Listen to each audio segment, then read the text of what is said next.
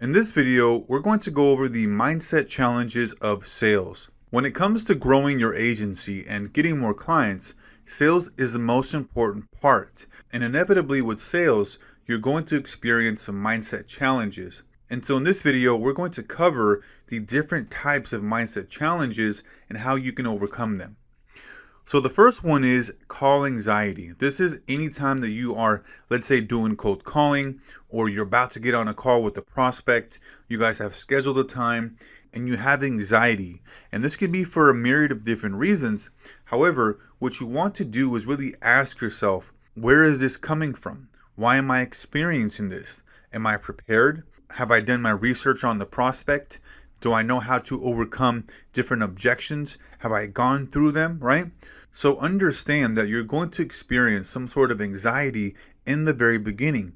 And at times you may confuse anxiety with butterflies. It's understandable to get butterflies, right? To have a little bit of nervousness there in the very beginning, but not having anxiety and running through all these different simulations in your mind and thinking, well, what if they say this? Well, what if this happens? Or what if that happens? You want to get away from that. You want to understand, you know what? I am prepared. I have done my homework. I've done my research, and I'm going to give it my best shot. And the next one is fear of rejection. This is one of the biggest ones here because anytime that we're receiving any kind of objection or we're getting told no, we tend to feel that the rejection is directly towards us. Like we as an individual are getting rejected. You see, they're not rejecting us. They're rejecting the opportunity, the product, the service. It has nothing to do with us individually as a person, right? It's all about the meaning that we're attaching to what they're saying. If they're saying, hey, it's just not going to be a good fit, or if they're saying, hey, it's way too expensive for us, it's just, we're not going to be able to get this done. Well, you're going to feel like that's an attack on you, and that's the meaning that you're attaching to it. So understand that anytime you have any kind of quote unquote rejection, right, that it's not towards you, it's towards a solution. And the reason why we feel this way is because we're attaching the meaning of, hey, if somebody's telling me no, if somebody's saying they're not interested, I'm interpreting that as them rejecting me when they're really just rejecting the solution, or they're rejecting not even knowing or hearing about it, right? The next one is negative self-talk. This is huge here, right? Whenever we're about to get on a phone call, we have all these different scenarios and things going on in our mind where we're saying things to ourselves such as, hey, don't mess this up. Remember how you messed up last time? Or the business owner is very successful. Why are they going to take me serious? Why are they going to want to hire me to help them grow their business when they're already successful, right? That type of self-talk, you got to understand that your mind is trying to protect you. It's trying to get you to stay comfortable and to feel safe, right? Because if you get on a call and you actually talk to the prospect and sell them, you're going to be out of your comfort zone because it's new territory for you, right? And your mind wants you to stay safe and protected by not doing anything. And so it's trying to help you out, but oftentimes that can come across in a negative manner by having negative self-talk, okay? So understand that ultimately it's your mind trying to protect you and trying to keep you safe in your comfort zone. The next one is lack of self-belief. This is where you are coming across and you're thinking to yourself, well, I just started. Why are these guys going to hire me?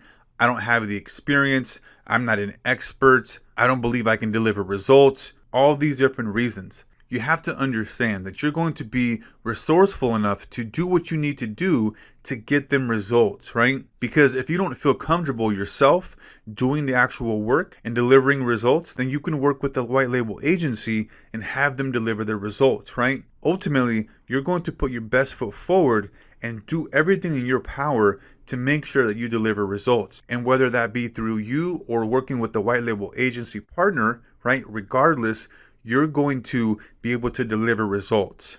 And then we have low self-worth. So you don't believe that somebody should pay you what you're asking for because you don't believe that you're worth it, that you have the value, right? And you just going through this course it's going to make you a digital marketing expert. If you implement and execute on all the different teachings, then you are going to be that expert, and your value and your worth is going to significantly increase. So understand that you are an expert. You have the expertise, you have the credibility, the authority to deliver results and to charge prices that reflect your value, right? The next one is need for approval. And this kind of goes hand in hand there with the low self-worth, where we're coming across like we're trying to gain their approval versus trying to gain their respect. And that's what we should be focusing on, is getting their respect and not their approval. Remember, you are at the same level. You shouldn't be communicating with your prospects with yes sir or yes ma'am. It should be always on a first name basis and not looking for that approval. Understanding that you have value, extreme value in the digital marketing space, you can help businesses grow, and you're not looking for approval. You're looking for mutual respect, and you're looking to see if there's an opportunity for you two to partner together and to help their business grow. Then we have not asking for the sale. Now, you can do everything right. You can have the best discovery call. You can have a great presentation. But at the end of the presentation, if you don't ask for the sale, then you're not going to close the client. If you cannot move that client to a close, right, then you're going to have a problem getting clients, because what we're doing in the whole entire initial phase is selling, right? We're selling what we can do, how we can help them. We're positioning ourselves. And when it comes to the final stage, this is where we're closing. We're asking for the sale. We're letting them know, hey, listen, is there anything else that you need to know before we move forward? Because when you ask for the sale and they still have some questions, you can get those ironed out at that time. Because if you just say, hey, I send you a proposal right after the presentation, then you're not going to know what kind of concerns or issues or questions they may have, right? Versus closing on the call, and then if they have any objections, then you can get that ironed out. And then you can send them the actual invoice to get started. So make sure that at the end of the presentation, you're asking for the sale every single time, okay? Every single time. And then finally, we have perfectionism. So going through this course here, you're learning sales, you're understanding how to communicate effectively with prospects, you're understanding how to position yourself, right? Different things to say, how to reframe different objections, how to frame different messages. Now, you cannot wait until everything is perfect, because it's never going to be, right? You being able to go out in the real world and get that experience, and then being able to adjust and modify with the data that you get back is what's going to make the world a difference, right? Not waiting until everything is perfect, because you're going to have that paralysis by analysis. So take action, gather data, gather results, and then be able to modify and adjust accordingly to the feedback that you're getting. These are the mindset challenges of sales. Having an understanding of this is going to make you aware that these exist and that they're not just figments of your imagination. You're feeling a certain way because you may have lack of self-belief, low self-worth, right? You may have need for approval, and understanding and becoming aware of these will help you overcome them, because the first part of changing something is becoming aware of it. So that's going to be it here for the mindset challenges of sales, and we'll see you on the next one.